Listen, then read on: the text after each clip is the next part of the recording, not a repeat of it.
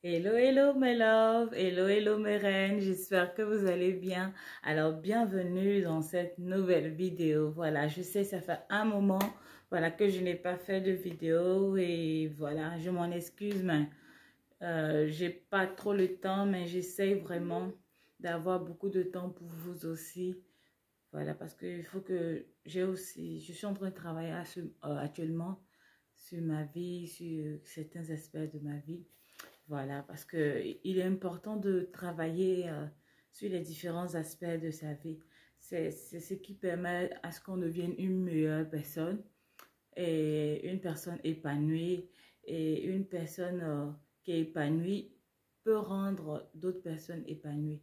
Mais si tu ne travailles pas sur toi, si tu ne cherches pas à être, à être la meilleure version de toi-même, tu ne sauras pas aussi donner aux autres, tu ne sauras pas aussi euh, transmettre aux autres. Donc, c'est pour ça que vous ne me voyez pas trop en vidéo. Mais je ne suis pas très active sur cette chaîne-là, mais je suis aussi, je suis plutôt de l'autre côté sur ma chaîne de cuisine. Voilà, pour ceux qui ne savent pas, j'ai une chaîne de cuisine et puis j'ai d'autres petites business aussi à côté. Donc, voilà, c'est un peu ça. Bon, aujourd'hui, je voudrais aborder une vidéo, voilà. Le thème, ça sera les 5 choses sur lesquelles tu devras travailler, euh, sur lesquelles tu devras travailler pour les 6 prochains mois qui sont en train de se terminer. Voilà, les 6 mois déjà entamés. Nous sommes dans le mois de juillet, voilà. Donc, l'année est en train d'aller tout doucement vers sa fin. Et il est important que nous nous ressaisissons et nous travaillons sur nous.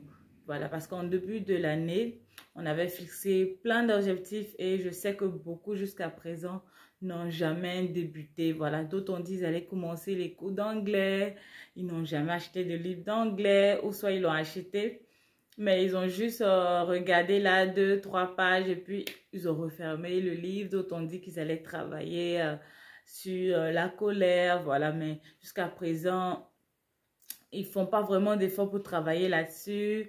D'autres ont dit qu'ils allaient chercher du travail et jusqu'à présent, rien. Ils passent leur temps sur les réseaux sociaux. Franchement, voilà, comme on dit, nouvelle année, nouvelle résolution. Et puis, juste 2 jours après, juste après le mois de janvier, voilà, tout baisse. Voilà, on oublie toutes ces résolutions et tout. Et cette vidéo, vraiment, je la fais pour t'encourager à ne pas baisser les bras, pour t'encourager vraiment à te ressaisir, à te concentrer sur ta vie, sur ta vraie. Je vous avais dit, 2 jours là, vous voyez les choses sur les réseaux sociaux.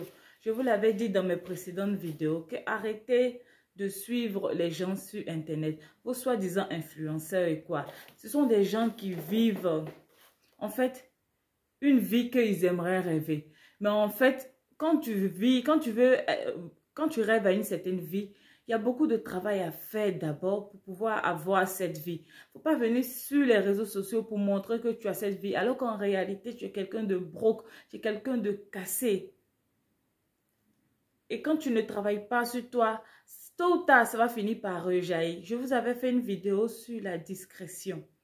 Et on va rentrer déjà dans le vif du sujet. Donc, comme j'avais dit, 5 choses sur lesquelles tu devras travailler sur ces 6 derniers mois restants. Alors, la première des choses, c'est la discrétion. J'ai fait quelques vidéos sur la discrétion ici. Je vous ai dit, apprenez à être discret dans votre vie, apprenez à être discret sur les réseaux sociaux. Je vous l'ai toujours dit. La discrétion, c'est la meilleure chose, c'est la meilleure carapace en fait pour une personne. Ça va te protéger, ça va te protéger, ça va t'éviter des combats. Je vous l'avais dit, vous qui aimez exposer tout le temps vos vies sur les réseaux sociaux, plus tu exposes ta vie sur les réseaux sociaux, plus tu dois être une femme de prière, plus tu dois être une personne de prière. Parce que ne pensez pas que toutes ces personnes-là qui viennent regarder vos photos, qui viennent liker, qui viennent mettre des cœurs, sont des personnes dans le fond qui vous estiment. Je vous assure, il y a des personnes, juste le fait qu'ils regardent vos photos, juste le fait qu'ils apprennent, voilà, qu'il y a une bonne nouvelle dans ta vie, automatiquement tout se bloque, tout se gâche.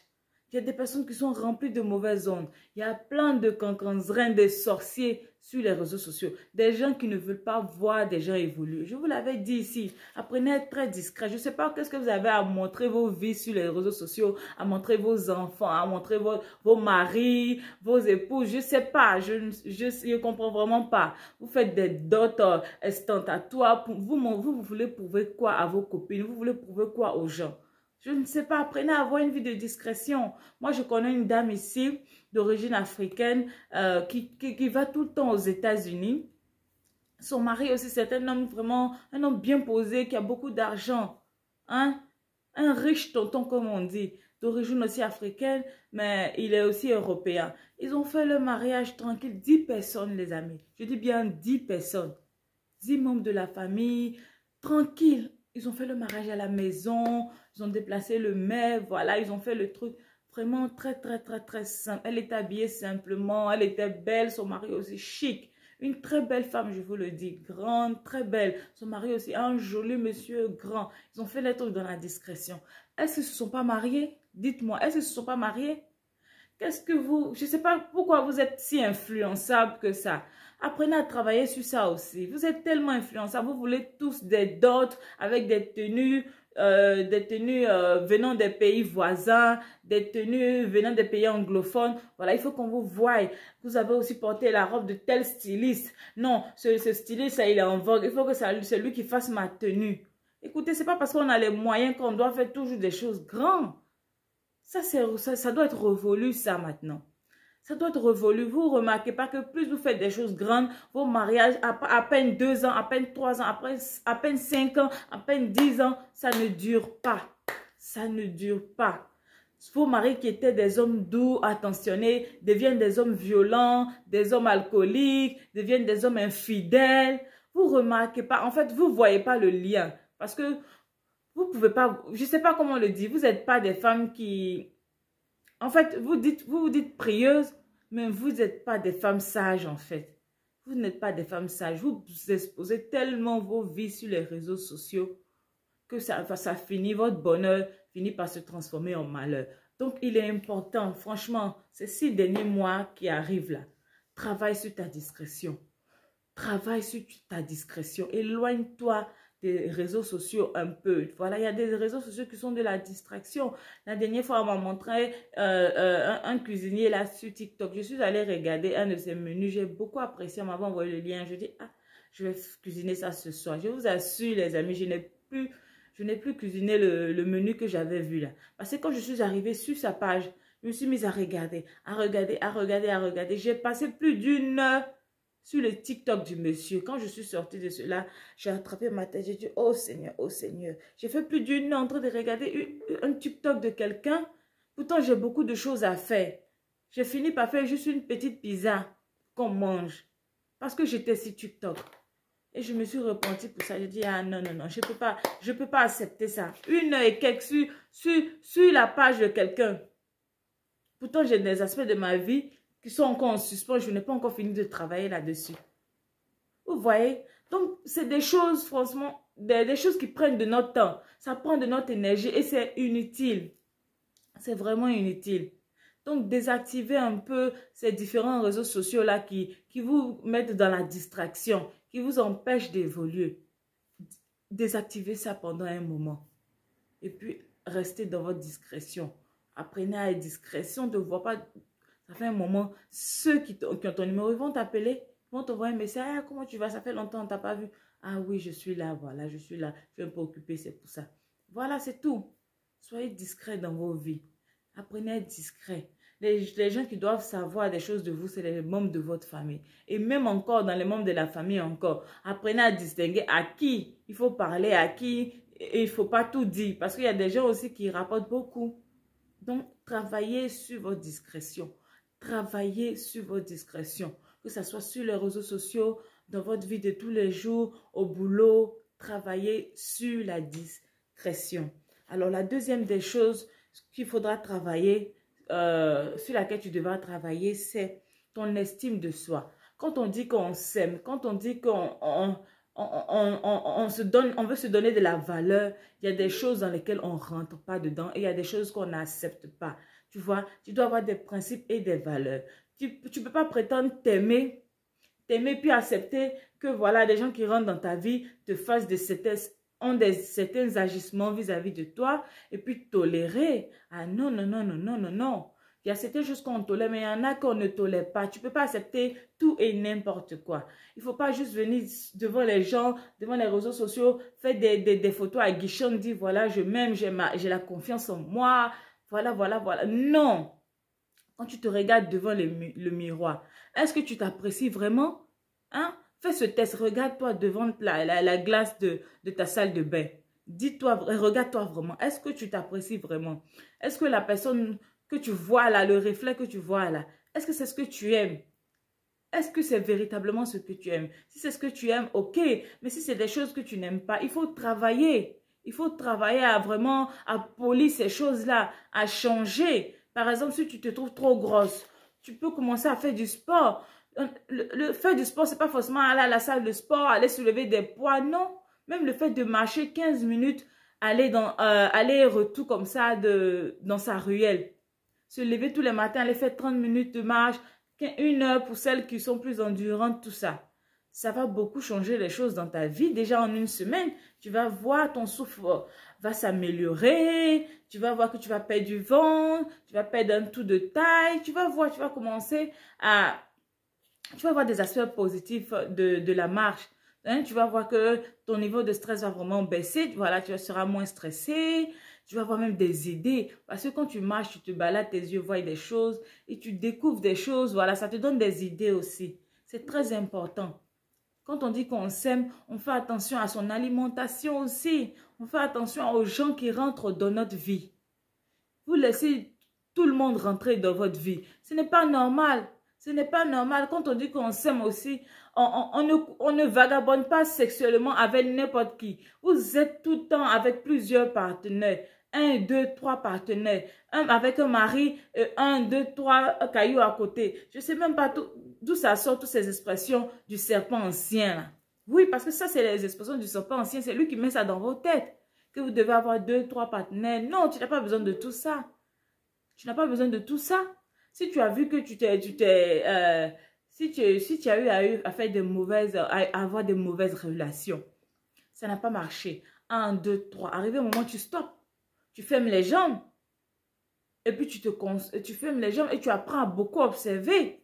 Pour ne pas retomber sans cesse dans les mêmes erreurs. Parce que c'est pas possible. C'est pas possible. Au début, tu penses que tu peux gérer. Mais arrivé un moment, tu rentres dans un aspect de dépression et tu es obligé de venir vers la fin étaler ta vie à la place publique parce que tu ne sais plus cacher. Tu ne sais plus cacher. Et vers la fin, toutes ces personnes-là qui t'adulèrent ou même tes ennemis aussi s'en réjouissent, hein, s'en réjouissent de te voir broke, de te voir cassé, de te voir déprimé. Donc, il est important d'apprendre à s'aimer.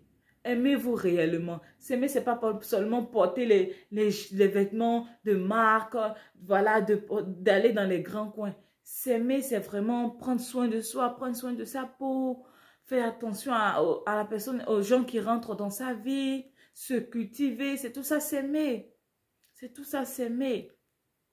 C'est tout ça s'aimer. Donc, je vous encourage vraiment à vous aimer, à avoir des valeurs et des principes et à vraiment marcher sur ces valeurs et ces principes.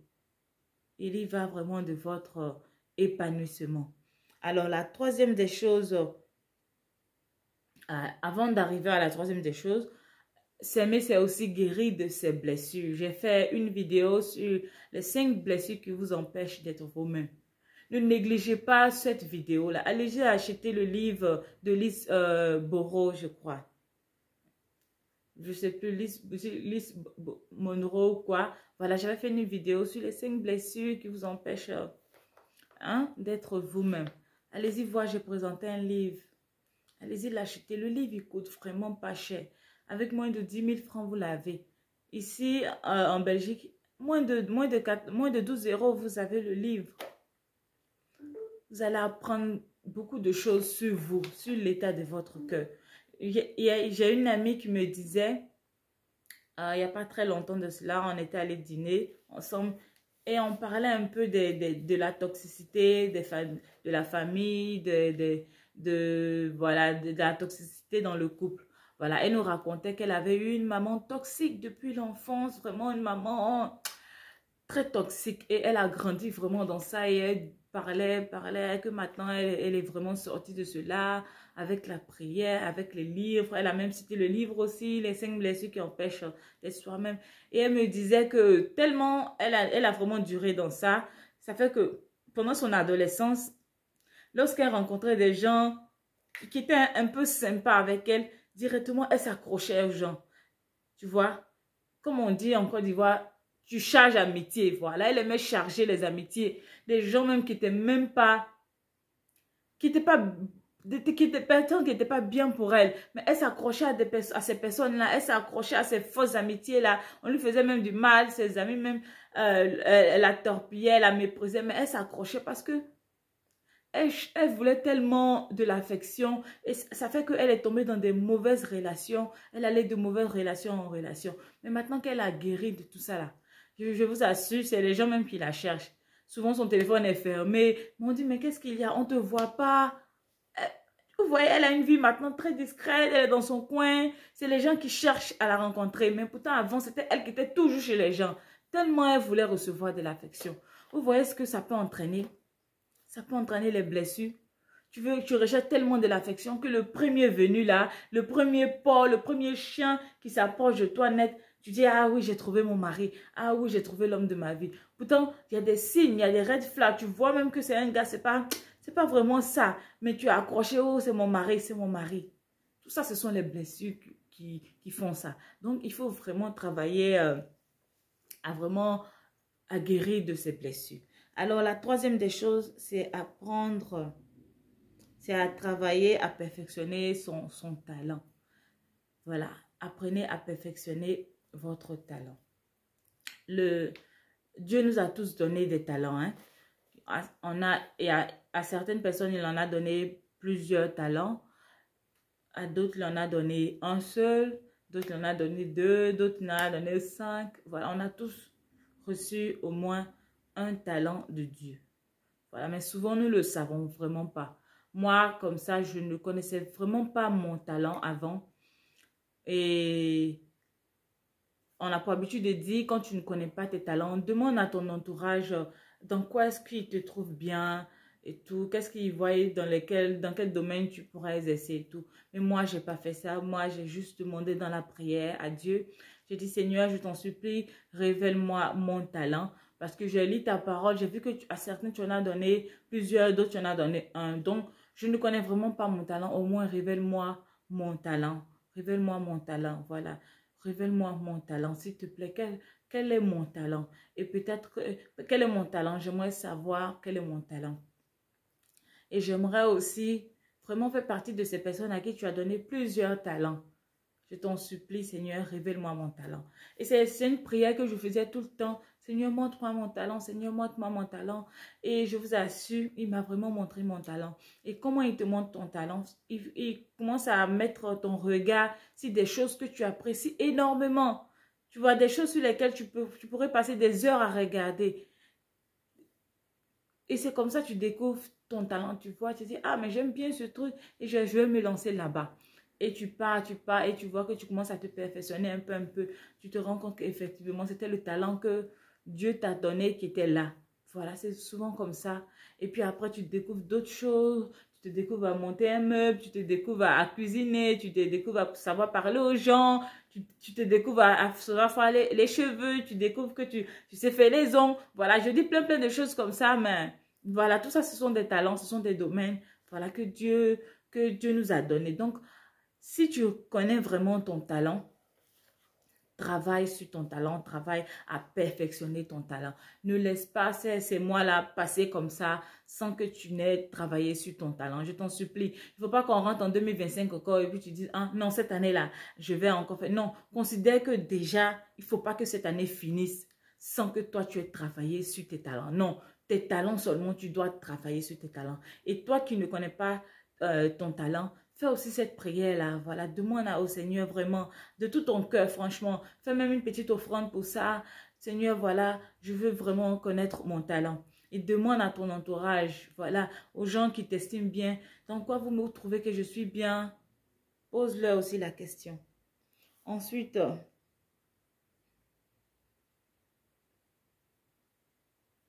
la quatrième des choses sur laquelle tu devras travailler, c'est ta discipline sexuelle. Voilà, c'est un peu, j'ai un peu abordé cela dans l'estime de soi. Il faut vraiment travailler sur sa discipline sexuelle. Arrêtez de coucher de gauche à droite. Voilà.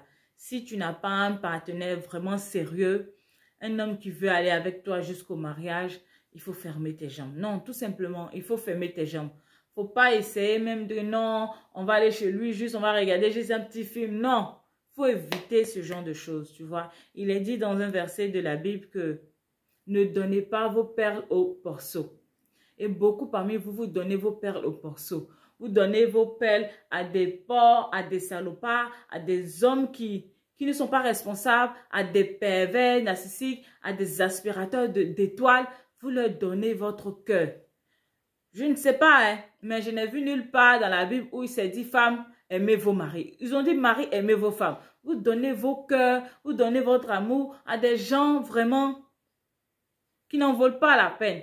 On dit, mari, aimez vos femmes. Ce n'est pas à vous que Dieu a demandé d'aimer. Dieu a demandé aux hommes d'aimer leurs femmes. Il a dit, femmes, soyez soumises envers vos maris. Respectez vos maris. Mais mari, aimez vos femmes. Mais vous vous aimez. Vous aimez tellement que vous vous oubliez. Je vous ai dit une fois dans une vidéo ici, préservez votre cœur. Fermez le cœur, mettez-y la clé et jetez la clé très loin là-bas dans la rivière ou je ne sais où. Apprenez à préserver votre cœur. Apprenez à préserver votre cœur. Dès lors où tu ne préserves pas ton cœur, que tu tombes amoureuse comme ça, il y a beaucoup de choses que tu n'es plus maître. Il y a une expression, on a pour habitude de dire tomber follement amoureux. Tomber follement amoureux. Tomber amoureux, c'est un peu être comme sous l'emprise de quelque chose. Et vous laissez comme ça tomber follement amoureux. Mais pour quelle raison je vais tomber follement amoureuse? Non, apprenez à être des femmes lucides. Apprenez à être des femmes lucides. Hein? Ne vous fiez pas seulement là qu'au beau visage, aux belles paroles. Essayez de voir à travers. Essayez de faire comme Dieu. Dieu, il regarde le cœur. C'est vrai qu'on ne peut pas voir le cœur de la personne. Mais on peut essayer quand même, avec le discernement, de voir à travers ces belles paroles, à travers ce beau visage. Qui est cette personne? Regardez un peu les actes. Quelqu'un ne peut pas vous dire qu'il vous aime et puis faire des actes qui montrent qu'il ne vous aime pas. Je ne sais pas. Vous-même, vous voyez ça? Et surtout, nous les femmes, fermez vos jambes, apprenez à voir la discipline sexuelle. Parce que ça c'est ce qui gâche la vie de beaucoup de femmes. Ça gâche la vie de beaucoup de femmes. Dès lors où vous commencez à avoir des rapports sexuels avec un homme, c'est fini. Vous oubliez vos rêves, vos objectifs, vous oubliez tout en fait. Vous oubliez tout en fait. Et ça, ce n'est pas du tout normal. Donc vraiment, avoir une discipline sexuelle. Tu fréquentes quelqu'un à ce moment-là, avec lui, il n'y a rien. Il n'y a pas de dot, il n'y a pas de coco, rien. Vous êtes là dans, je ne sais pas si c'est de cheminement ou c'est un quoi, je ne sais pas. Dans une relation de go et gars, tu ne vois pas trop le devant, ma chérie. Ferme tes jambes. Ferme tes jambes. Fais-le asseoir et dis-lui, ah, où est-ce qu'on va? Est-ce que tu veux qu'on aille à l'étape supérieure? Si tu écoutes, et puis écoute-le, comment il va parler? Tu vois que ah, ça sent pas bon, c'est pas très très bien. Ma chérie, ferme tes jambes. Ferme tes jambes. Aie cette discipline sexuelle. S'il te plaît. Et puis toi qui n'as jamais couché, garde ta virginité jusqu'au mariage. Ça va te sauver de beaucoup de choses. Ça va t'éviter tous ces liens d'âme et tout ça. Hein? Ça va t'éviter cette dépression-là. Donc, ayez une discipline sexuelle.